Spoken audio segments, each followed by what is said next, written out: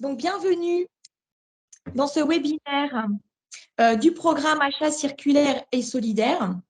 Webinaire qui va être dédié au retour d'expérience dans le secteur de la puériculture.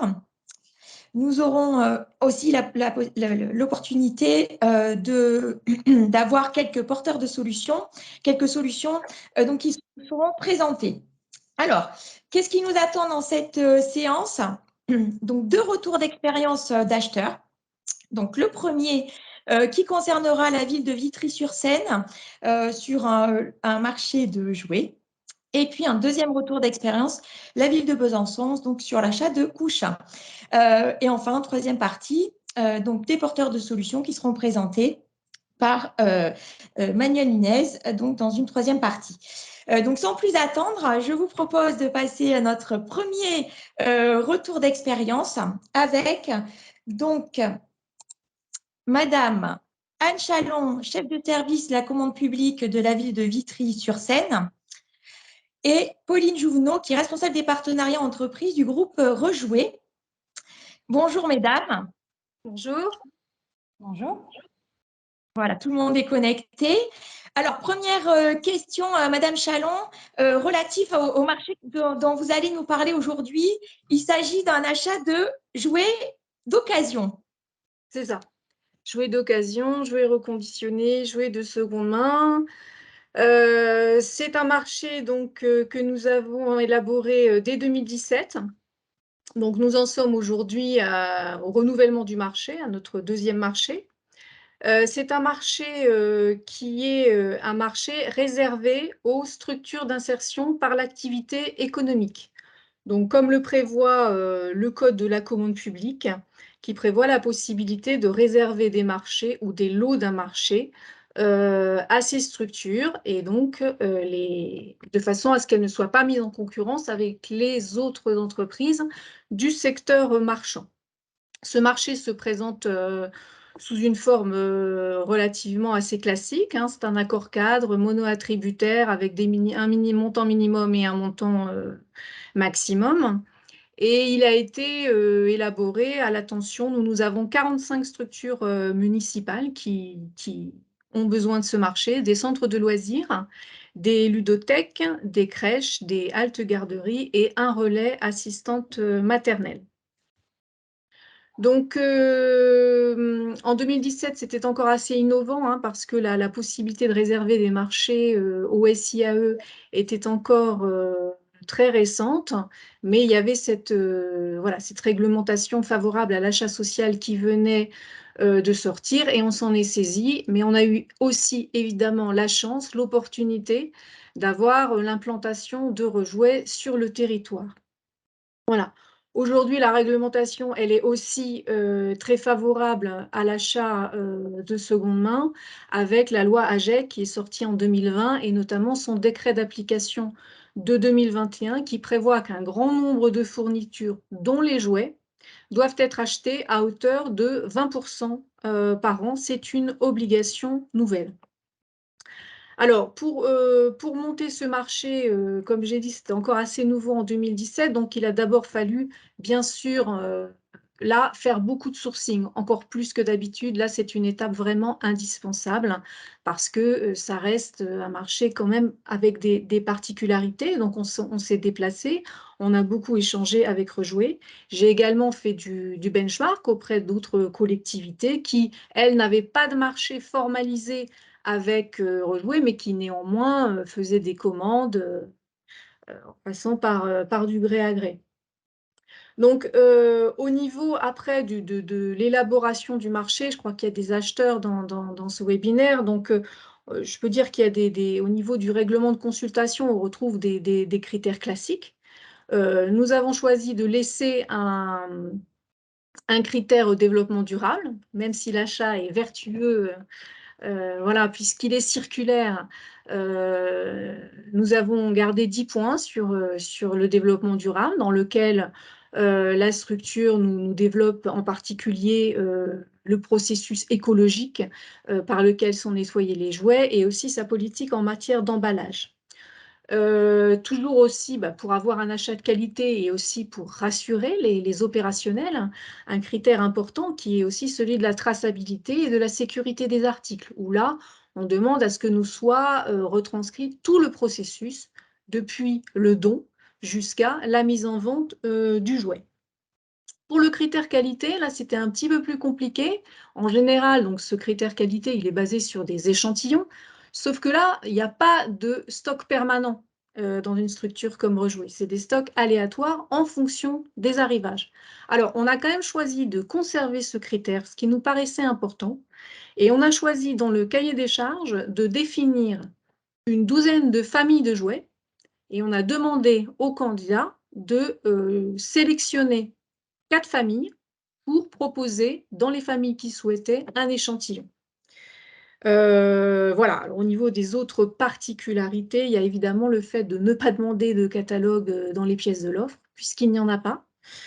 Et au niveau du critère prix, on a évidemment un critère prix. Je dirais que le bordereau des prix unitaires reste assez classique, même si, voilà, on sait que Rejouer n'aura pas forcément toute l'année ces articles, mais il n'empêche qu'il suffit déjà peut-être de faire un bordereau des prix assez restreint, pas la peine de mettre une centaine d'articles, petite douzaine d'articles, nous c'est ce que nous avons choisi de faire, et de mettre des articles assez courants, dont on est pratiquement sûr que voilà, ils sont de façon très récurrente fournis dans le cadre des dons. Au niveau du cahier des charges, là, il y a une très grosse spécificité et on n'a pas trouvé de solution miracle. C'est le fait que, et on s'est renseigné chez les autres structures, elles ne livrent pas.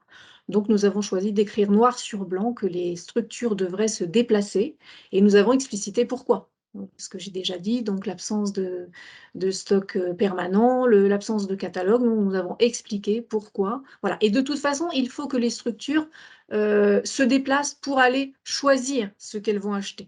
Donc effectivement, ça limite aussi après l'intérêt de la livraison, mais voilà, c'est la grosse particularité du cahier des charges de ce marché. Alors pour ce qui est de comment sont formalisés les échanges avec les services, hein, donc service éducation, service petite enfance. On a également le centre communal d'action sociale qui achète aussi un petit peu de jouets. Et c'est vrai qu'il y avait des craintes, il y avait des craintes et elles étaient tout à fait légitimes. Je rappelle, c'était il y a 5 ans hein, également. On avait des craintes au niveau donc, de la sécurité, des jouets et au niveau de la qualité. Alors, ce qu'on me disait souvent, c'était on veut pas des jouets de brocante. Voilà.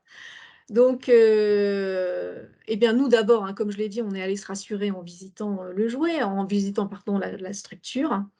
Mais le levier qui a été vraiment le plus important, ça a été d'associer un représentant de chaque structure à l'analyse des échantillons lors de l'analyse du marché. Et là, vraiment, ils sont arrivés méfiants et sont repartis enthousiastes en constatant que la qualité des jouets était presque, pratiquement proche à celle d'un jouet neuf. Donc ça a été vraiment un levier très important. Ensuite, ce qu'on a fait, c'est qu'on a organisé à la notification du marché une visite, mais là, à l'attention de tout, du maximum de personnes destinataires, hein, donc que ce soit les services prescripteurs et les élus. Voilà, donc je dirais que le frein principal, c'est celui de la livraison, mais sinon, on a quand même, voilà, enfin, on n'a pas quand même, on a des retours extrêmement positifs au niveau de la qualité, je l'ai dit, au niveau de la diversité des produits et aussi le fait qu'il y a des choses qu'on ne trouve pas ailleurs. Ça, c'est apprécié. Le fait que, par exemple, le vrac, pouvoir acheter des articles en vrac, de pouvoir trouver aussi des jouets qui sont un peu anciens. Ça plaît à certains professionnels d'avoir accès que ce soit à des livres ou à des jouets ou des jeux de société qu'on ne trouve plus sur le marché actuel. Donc ça, c'est un vrai plus. Il y a évidemment, et ça c'est quelque chose sur lequel il faut toujours communiquer, hein, mais le fait que voilà, c'est un achat qualitatif, un achat qui a du sens, qui est à la fois social, qui est à la fois écologique. Donc, c'est une vraie motivation qui vient compenser un petit peu les contraintes qu'il peut y avoir par ailleurs. Ça peut motiver les équipes, notamment en fonction des fois des projets de service. Et puis, évidemment, il ne faut pas l'oublier, l'attrait du prix, hein, c'est-à-dire qu'on a à minima des produits qui sont à 40% moins chers que le neuf et ça peut aller jusqu'à 60%. Donc, voilà, ça parle un petit peu de soi, mais ça peut être soit l'occasion de faire face à des coupes budgétaires quand il y en a, soit aussi de dégager des marges de manœuvre pour d'autres projets. Donc voilà, je dirais que c'est un marché qui fonctionne bien, même si je dis, hein, comme avec, il y a des personnels qui a du turnover, donc il faut toujours communiquer. C'est un marché vertueux sur tous les plans. Et avec voilà, la loi AGEC, les collectivités commencent à s'en saisir, c'est vraiment le moment et c'est vraiment un outil adéquat. En faisant notamment un lot dédié aux jouets à reconditionner, ça permet aussi de comptabiliser ces achats en reconditionné. Donc voilà, j'invite les collectivités à s'en saisir. Je suis bien sûr à la disposition de celles et ceux qui voudront obtenir les dossiers de consultation ou me poser des questions ultérieurement. Merci beaucoup, Madame Chalon, pour ce retour d'expérience.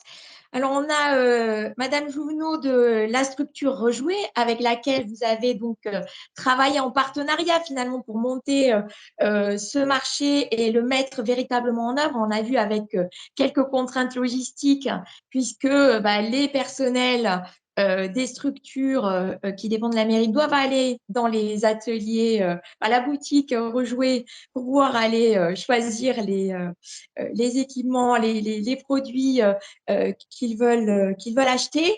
Madame Jouvenot, comment est-ce que, quels sont pour vous les éléments principaux qu'il faut mettre en œuvre côté acheteur pour pouvoir bénéficier des services de votre structure? Bonjour à toutes et à tous.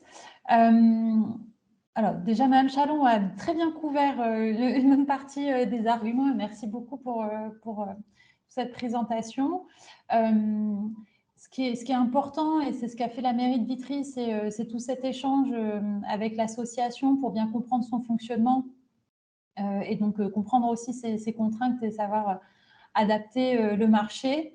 Nous, généralement, ce qui fonctionne bien, comme Mme Chalon l'expliquait, c'était d'organiser une visite des locaux pour vraiment comprendre la réalité de l'activité. Là, moi, je parle au nom de Rejouer, qui est une structure qui est en Île-de-France. Il y a des structures un petit peu similaires sur le territoire français. Vous pouvez voir la carte du réseau sur la présentation et on a tous des fonctionnements différents. Donc, c'est vraiment important de pouvoir échanger lors du sourcing avec la structure de l'ESS pour comprendre ces contraintes.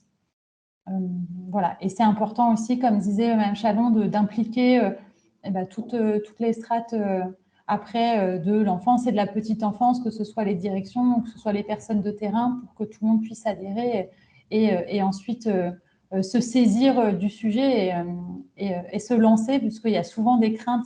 Bon, là, quand on parle de l'occasion sur la qualité, et généralement, la visite rassure tout de suite quand on voit toutes les étapes par lesquelles passent les jouets. Je ne sais pas si vous voulez que je développe davantage ou s'il y avait d'autres… Alors, peut-être pour terminer, peut-être pour donner de la confiance par rapport à la qualité, on en a beaucoup parlé parce que c'est vrai que c'est un sujet important, que ce soit donc la qualité et la sécurité des jouets. Juste un mot pour nous dire comment est-ce que ça se passe au niveau des jouets que vous recevez. Oui. Voilà. Donc, les jouets passent par plusieurs étapes. On a une charte qualité qui est qu'on suit à la lettre. Donc, les jouets sont des jouets d'occasion qui ont déjà servi. Donc, on va collecter des dons. Et après, ils vont passer toutes ces étapes dans l'atelier avant d'être mis en circulation. Il y a des premières étapes de tri et de vérification. On va regarder d'abord les aspects de sécurité. Notamment, on va regarder si les jouets ne sont pas cassés. Nous, on ne fait pas de réparation pour des questions de sécurité. On ne va pas altérer la garantie du fabricant. Donc, on regarde si ce n'est pas cassé, pas rouillé, etc. On va tirer sur les coutures des peluches, on va appuyer sur le plastique, on va vraiment vérifier toutes ces choses-là, généralement des vérifications qui sont même plus intenses que ce qui peut être fait à la fabrication initiale. On va aussi vérifier qu'il y ait bien le marquage CE, même si c'est parfois une difficulté, puisque souvent ce marquage est sur l'emballage et pas sur le jouet. Mais on est aussi assez exigeant là-dessus. On va vérifier aussi si les jouets fonctionnent. Donc là, on fait des tests mécaniques, des tests avec les piles. On va regarder si le jouet est complet. S'il n'est pas complet, on a plein de pièces détachées pour recompléter au maximum. Encore une fois, on complète, mais on ne fait pas de réparation. Et ensuite, on fait un nettoyage écologique.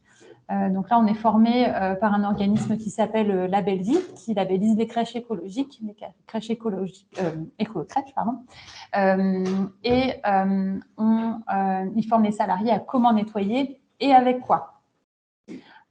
Ensuite, ces jouets, ils vont repasser par une étape de contrôle. En fait, on va faire les choses plusieurs fois pour être sûr que tout va bien avant qu'elles puissent être mises en circulation. Et généralement, de le voir en vrai, quand on voit la taille de l'atelier et tout le travail qui est effectué par les salariés en insertion, ça rassure tout de suite. Merci beaucoup. Alors, on a une question dans le chat qui est,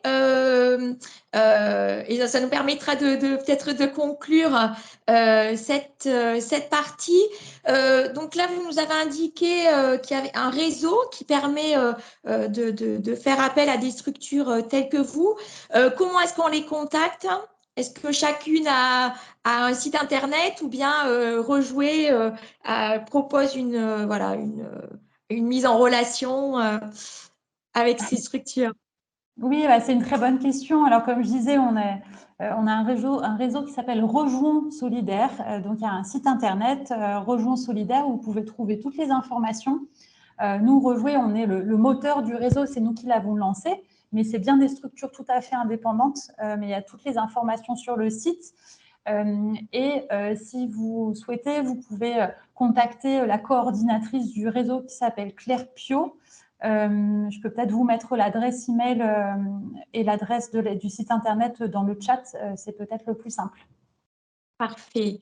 Okay. Merci beaucoup, Madame Jouvenot. Merci beaucoup, Madame Chalon, pour cet exemple très intéressant. Et voilà, on voit que vous avez été très innovant et qu'aujourd'hui, en effet, la loi AGEC oblige à aller dans cette direction et votre exemple sera sûrement suivi, nous, en tout cas nous l'espérons, de nombreuses autres initiatives. Donc merci à toutes les deux. Merci à vous. Je vous propose, avec plaisir, je vous propose maintenant de passer à notre deuxième retour d'expérience. Alors sur un sujet différent, mais tout aussi important. Donc, nous accueillons Monsieur Nicolas Millot, qui est le directeur des services petite enfance de la ville de Besançon. Et Monsieur Millot, je vais vous laisser présenter le sujet qu'on a choisi de présenter lors de ce webinaire sur votre initiative vraiment très, très innovante en France. Bonjour à toutes et à tous, vous m'entendez? C'est bon? Parfaitement. Ok. Alors, donc Besançon est une ville de 120 000 habitants dans l'est de la France et qui a été confrontée il y a une quinzaine d'années à un défi important en termes de réduction des déchets, de gestion des déchets, avec notamment le choix par nos élus de ne pas renouveler un four de crémation des déchets. Pour des questions économiques notamment, de maîtrise des coûts et de la facture des usagers, mais également écologiques et même sanitaires, puisque voilà, il y a forcément un résidu de fumée, même si c'est extrêmement contrôlé. Voilà. Donc pour toutes ces raisons, il y a une politique ambitieuse qui s'est mise en place et qui a trouvé une traduction dans la petite enfance, dans les politiques politique publique de petite enfance, autour de la question des couches, voilà, qui sont un véritable défi en termes de gestion de déchets. Et donc, Besançon s'est engagé dans l'utilisation de couches lavables. Alors, cela s'est fait dès le début en lien avec une entreprise l'économie sociale et solidaire avec un chantier d'insertion, une entreprise d'insertion. Et donc, nous avons progressivement développé l'utilisation de couches lavables au sein de nos établissements.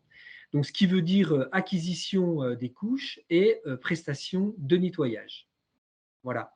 Donc aujourd'hui, nous avons un marché de réinsertion professionnelle en faveur des demandeurs d'emploi du Grand Besançon, de notre métropole, pour la fourniture et l'entretien de couches lavables pour nos établissements, qui est conclu sur une durée de 4 ans, donc un non reconductible 3 fois, et d'un montant maximal de 160 000 € pour les 4 ans. Voilà. Donc moi, je suis un peu moins technique sur ces éléments-là, mais voilà, j'ai demandé quelques éléments pour les acheteurs qui sont présents.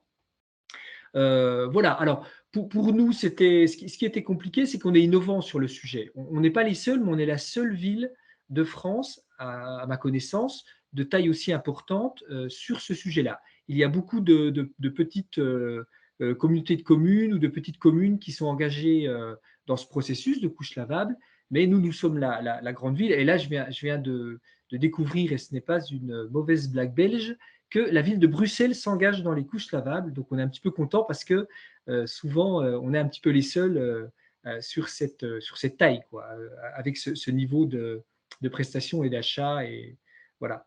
Alors, donc, le marché s'est constitué, a été renouvelé plusieurs fois. Une des difficultés que nous avons, c'est qu'on a un partenaire prestataire unique. Hein, on est un petit peu comme avec Rejouer, si j'ai bien compris. Et donc, il nous faut travailler en très bonne intelligence avec eux, en respect de la réglementation et en même temps qu'on arrive à un dispositif entre guillemets gagnant-gagnant, même si comment dirais-je, le slogan est un petit peu réducteur. Voilà. Donc, ça suppose du dialogue. On a réussi à l'avoir. Hein. C'est vrai qu'au fil du temps, à un moment, les couches n'étaient pas forcément bien ajustées parce qu'elles sont fabriquées par donc, cette blanchisserie qui s'appelle la blanchisserie du refuge. Donc, on a travaillé avec nos agents auxiliaires de puériculture, éducatrices jeunes enfants pour parfois ajuster le modèle. Voilà, ça s'est fait progressivement. On travaille sur elle travaille sur du coton bio.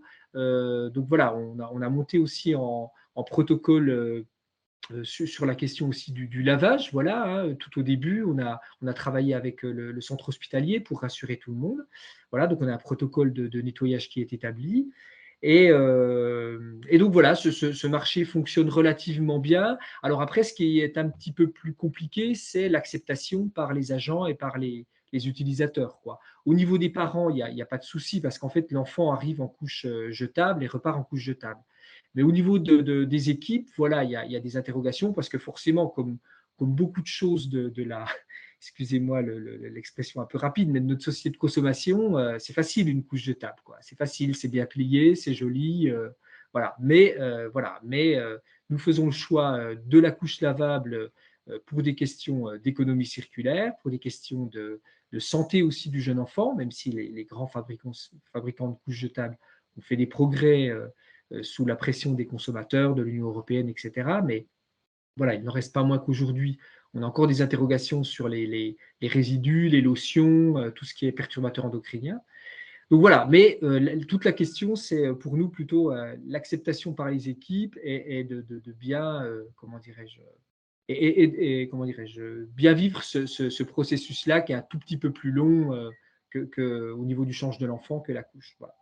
Et puis peut-être pour terminer cette première expression, je rejoins complètement l'expérience de Vitry, c'est-à-dire que c'est vrai que la visite des locaux, la présence sur le terrain, le lien même ponctuel entre, pour nous, et c'est souvent d'ailleurs, enfin c'est pas souvent, c'est parfois des mamans dont nous accueillons les enfants en crèche, pour lesquelles nous accueillons les enfants en crèche, enfin, aller sur place sur le terrain et voir comment la couche est fabriquée, nettoyée. De la même façon, j'imagine que les collègues de crèche de Vitry peuvent aller voir comment le jouet est nettoyé, vérifié, comment dirais-je, avant d'être possiblement diffusé. Ce contact sur le terrain est précieux quand même pour faire bien vivre l'achat et puis l'utilisation. Voilà. Est-ce qu'après donc ces quelques années de pratique, c'est vraiment aujourd'hui dans les mœurs, je dirais, et vraiment très, très bien implanté auprès des structures? Alors, comme je le disais, je ne le cache pas, hein, c'est un combat de chaque instant. Il faut renouveler la mobilisation des équipes parce qu'on est, je le redisais, c'est pas pour faire, comment dirais-je, pour se pousser du col, mais c'est vrai qu'on est innovant sur le sujet, donc on se sent parfois un petit peu seul hein, en termes de grosses collectivités, voilà. Mais voilà, et puis voilà, ça prend un petit peu plus de temps pour, comme je le disais, pour le change. Donc, il faut redire que ce moment privilégié entre le professionnel petite enfance et l'enfant doit prendre le temps qu'il faut. Euh, voilà. Et puis, c'est vrai qu'on a aussi parfois une acquisition de la motricité qui est un tout petit peu retardée parce que la couche est plus grosse, elle enveloppe beaucoup plus l'enfant.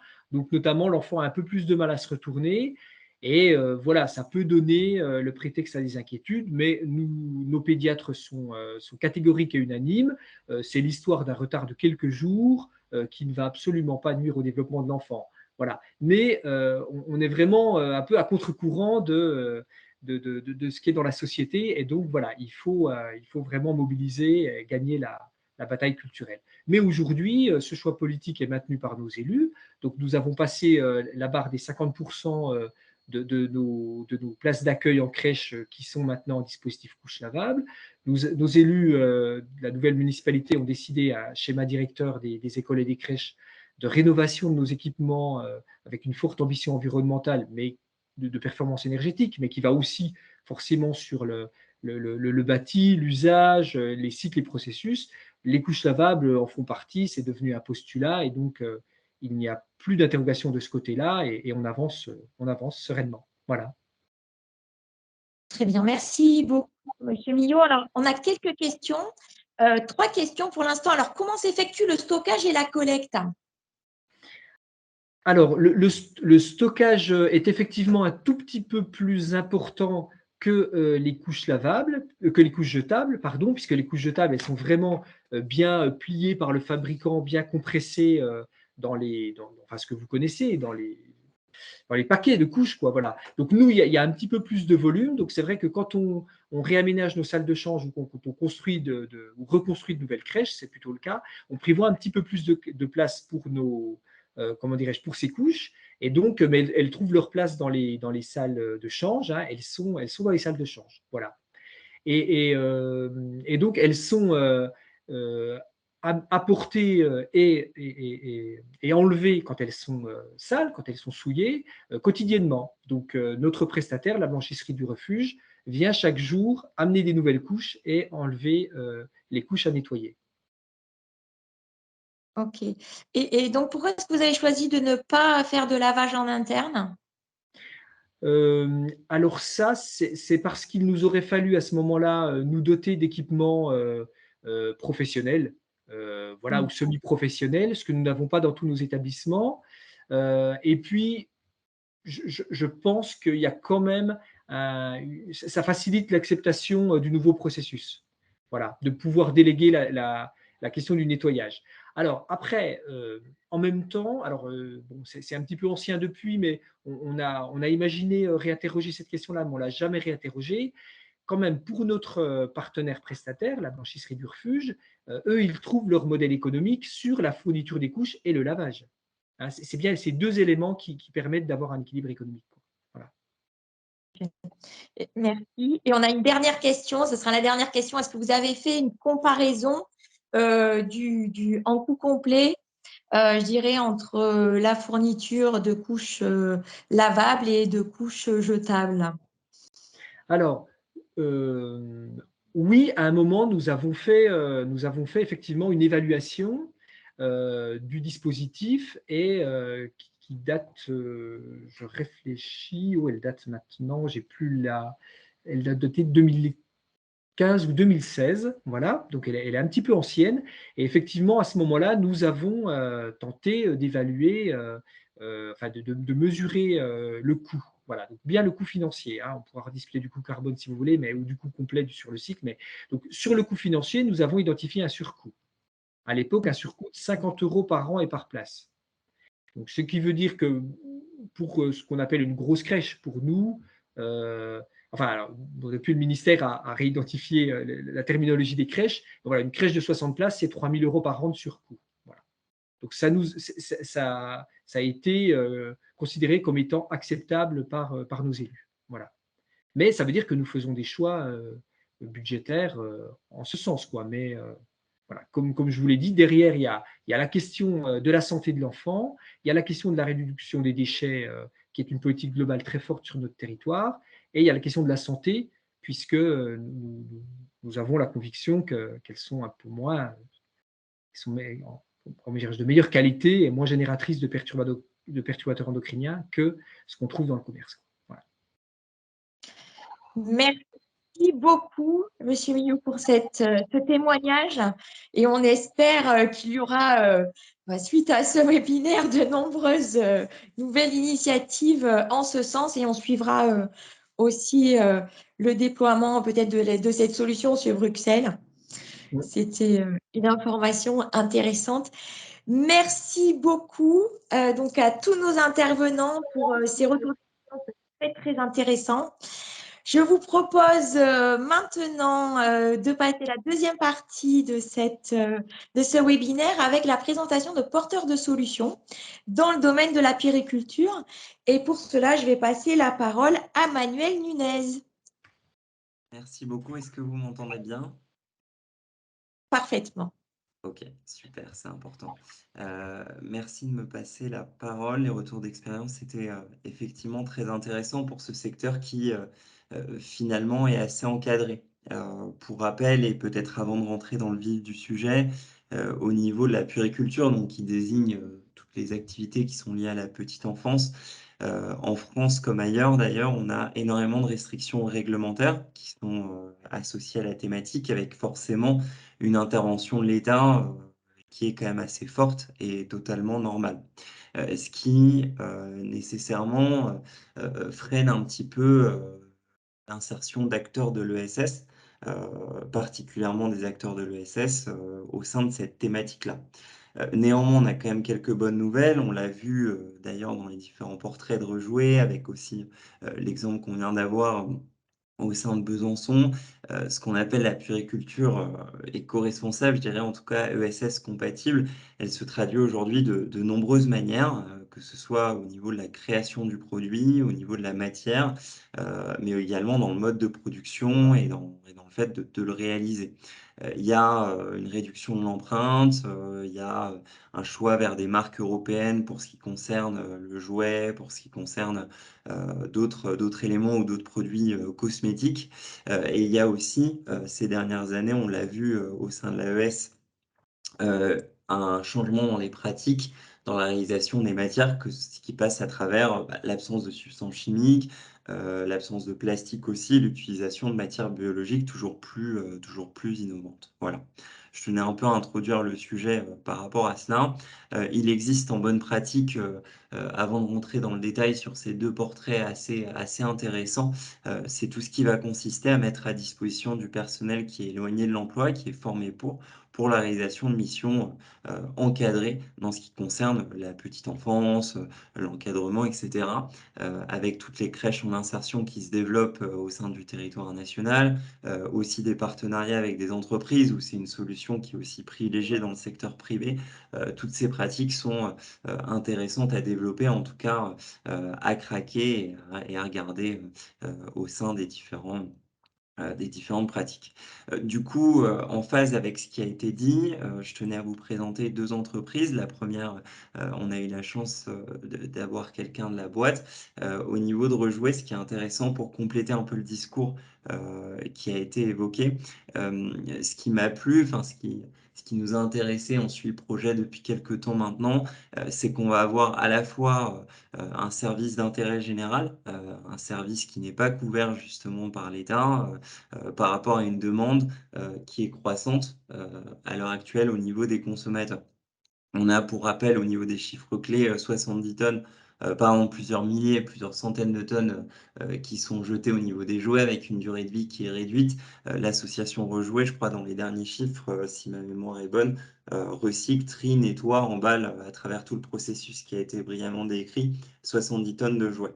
À travers aussi une fonction sociale, leur statut de chantier d'insertion, des différents salariés qui vont y travailler et un prix de vente, forcément qui est le nerf de la guerre, ça a été dit en introduction, de 50 à 70 moins cher, réduit en boutique face à la crise actuelle, c'est plutôt intéressant et des engagements éco-responsables, qui se trouvent, dans différentes boutiques assez classiques, mais qui va pousser la démarche jusqu'au bout. Sur la vente en vrac, on a eu l'occasion de le voir, la suppression des emballages inutiles, qui est, effectivement en conformité avec le cadre réglementaire actuel et une offre de service qui est finalement assez claire, dans le sens où il y a une phase de récupération, à la fois à travers l'écosystème de particuliers qui forcément a des jouets en trop au fur et à mesure que les enfants grandissent, selon les époques et les saisons parfois dans certains ménages, une phase de tri, un contrôle qualité qui est extrêmement élevé.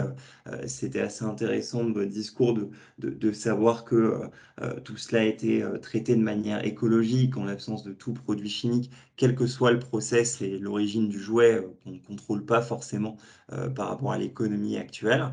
Et la facette de livre qui va constituer un jouet qui va être assez différent, l'utilisation de campagnes ciblées et une temporalité associée, forcément, on pense à Noël, aux périodes de fête, etc., etc.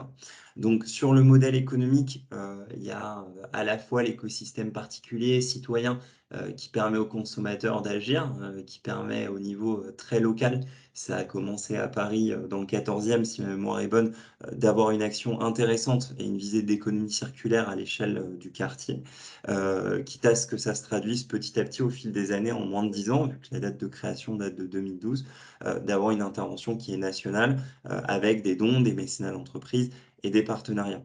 La valeur ajoutée, elle est extrêmement élevée. Au niveau de l'Île-de-France déjà, un modèle qui peut se dupliquer dans le sens où très rapidement, c'est devenu la première ressourcerie de jouets. À l'époque, on avait encore quelques micro-boutiques, ça permet de changer d'échelle et de pouvoir le dupliquer au sens d'un projet au niveau des différents territoires. J'insiste sur l'aspect solidaire et emploi, et qui est au cœur de la démarche, malgré un modèle économique qui tourne et une réponse à un besoin. Et c'est forcément soutenu par des acteurs financiers publics qui voient assez rapidement le besoin de dupliquer, le besoin d'être en conformité réglementaire. Donc voilà au niveau de ce qui peut se faire sur Rejouer. Pour passer au deuxième portrait et respecter le timing, je voulais, en lien avec ce qui a été dit par rapport au retour d'expérience du précédent interlocuteur, au niveau du projet des alchimistes, que certains connaissent d'abord par le recyclage de biodéchets, qui a été créé en 2015, qui est donc une structure de l'ESS qui aujourd'hui se duplique dans tous les territoires français, qui a commencé dans le 93, il y a encore 4-5 ans, et qui aujourd'hui se déploie dans toutes les métropoles, a fondé l'année dernière un programme dédié aux couches, on en discutait, à travers un constat qui est partagé.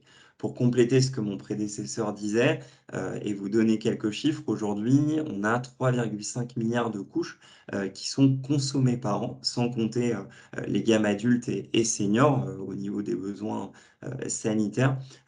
Quand même, on est sur un chiffre qui est assez exponentiel, qui est en croissance et qui peut représenter dans certains ménages, notamment ceux qui ont des jeunes enfants, jusqu'à un tiers des ordures ménagères. Donc forcément, un tiers de notre poubelle au niveau très local, c'est quand même une conséquence, en tout cas un souci, une question, une thématique à traiter.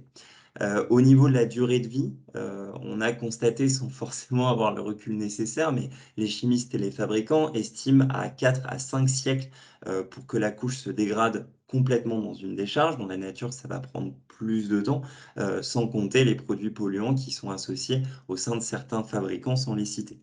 Pourtant, le constat, il est assez simple, c'est que de fait de l'activité, sans mauvaise blague, bah, une couche, elle est nécessairement composée à plus de 80% de matière organique. Dans son utilisation, il y a le produit en tant que tel, forcément. Et puis, il y a l'utilisation qu'on en fait avec une durée de vie très réduite. Ça a été dit juste avant, les couches lavables, c'est assez facile, on le jette, on le prend, et puis, quelle que soit la durée de vie. Néanmoins, les alchimistes se sont penchés sur la question, d'abord sur 2 aspects.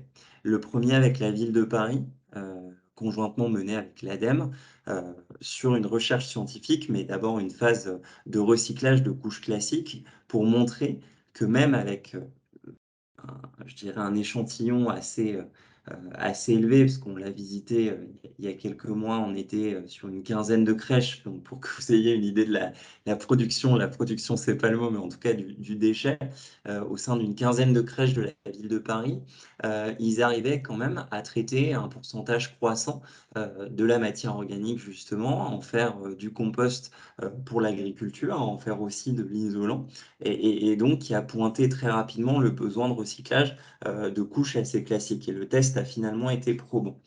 Forcément, le meilleur déchet en économie circulaire, c'est celui qu'on ne produit pas. On va petit à petit passer sur la couche lavable, certes, ça a été dit juste avant, dans le sens où il y a de plus en plus de fabricants qui fournissent des prototypes, mais aussi des produits qui sont largement testés dans les crèches partenaires et dans certaines villes bien au-delà des frontières, ça a été dit, je ne reviens pas là-dessus, sur des couches lavables. Néanmoins, en s'associant avec plusieurs chimistes, biochimistes et ingénieurs, ils travaillent sur un prototype de couche qui va être 100% compostable et donc qui va être adapté à leur benne de recyclage, hein, à leur chaîne de valeur de recyclage, et qui du coup va proposer aux consommateurs de s'orienter vers un produit qui est compostable, de proposer de le récupérer au niveau ultra local avec des partenariats avec les différentes villes, pour travailler sur 3 différents modèles, en fonction des tailles, en fonction des besoins, en fonction de l'utilisation, etc. Sur ce plateau technique qui va forcément permettre d'évaluer la compostabilité des couches compostables. Désolé, ça fait 2 fois compostable, mais c'est le terme ingénieur, qui va permettre, dans les conditions réelles, de travailler sur un compostage qui va être industriel avant la mise sur le marché.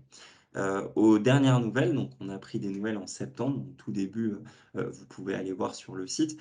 Très rapidement, ils ont compris qu'ils pouvaient recycler à travers différentes pépinières de quartier, crèches et petites écoles, hein, et aussi former des nouveaux métiers, travailler sur la fourniture de compost pour les végétaux, travailler sur les substrats, travailler sur l'isolation, travailler sur le compost pour tout ce qui est comestible avec des plantes potagères, des arbustes et des arbres, et qui va permettre à la fois d'avoir des projets d'insertion sur des nouveaux métiers à forte valeur ajoutée, donc une formation au métier de compostage, et un projet aussi de lien social, de quartier avec Est Ensemble, avec la ville de Paris, qui petit à petit va pouvoir se dupliquer.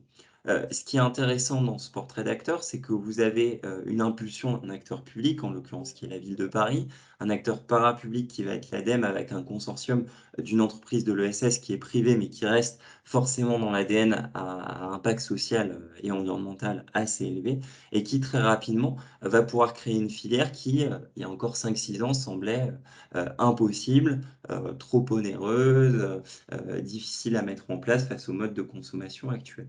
C'est vrai que c'est pas encore dupliqué, on est encore à l'état de, je dirais, technique. Néanmoins, les premiers tests sont extrêmement probants et on peut être assez optimiste sur une phase d'industrialisation en 2023, en 2024, avec un test sur les autres territoires des alchimistes qui sont de mémoire sur le Grand Paris, à Lille dans les Hauts-de-France, à Lyon en Auvergne-Rhône-Alpes, à Montpellier, Nantes, La Réunion, Toulon et Toulouse. Donc de plus en plus d'avoir ce programme de couches fertiles qui va transparaître au-delà des frontières de l'Île-de-France face à une thématique de déchets qui est quand même de plus en plus urgente, quoi. Voilà pour ces 2 portraits. En complément et en conclusion, je suis à votre dispo pour toute question déjà. Et puis, dans les pratiques, il y a 2 autres écosystèmes qu'on a laissés de côté par manque de temps, qui est important de rappeler. C'est celui des cosmétiques, avec une offre qui est maintenant de plus en plus proche des prix du marché, d'une part, et d'autre part, comme je vous le disais, des programmes d'insertion sur une formation de personnel éloigné de l'emploi sur tous ces métiers-là qui sont aujourd'hui en tension, comme de nombreux métiers qui devraient permettre justement de travailler sur des mécanismes d'emploi beaucoup plus qualitatifs face à une demande qui est croissante. Voilà, je ne sais pas s'il y a des questions, je vais regarder le chat, mais en l'occurrence, je suis à votre dispo si vous le souhaitez. Alors,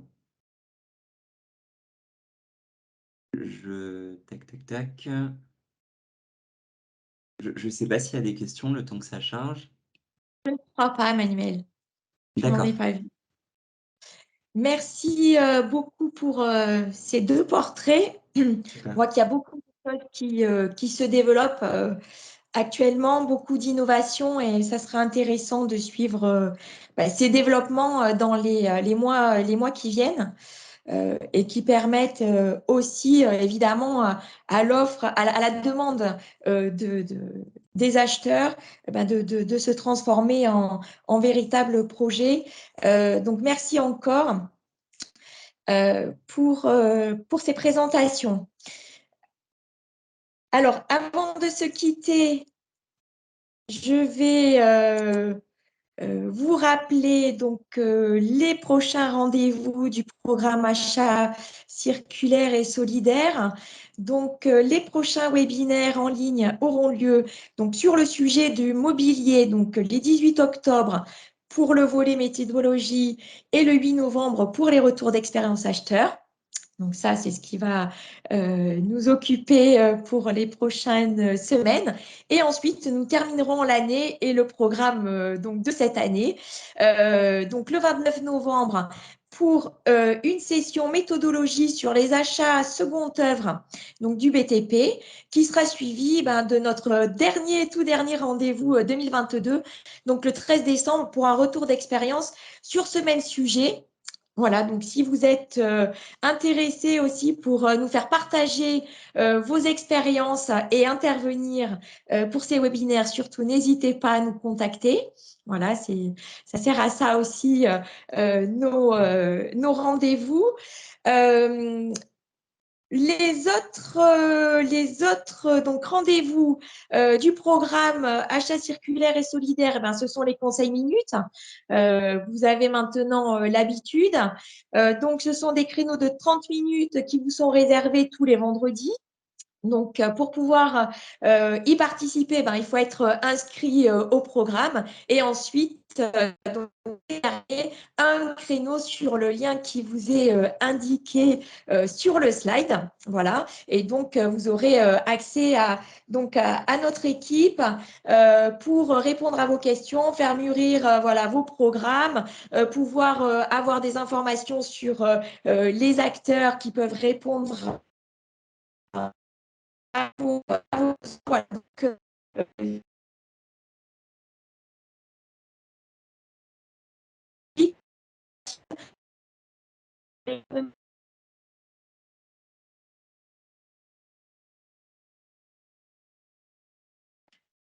je crois que j'ai été déconnectée quelques secondes.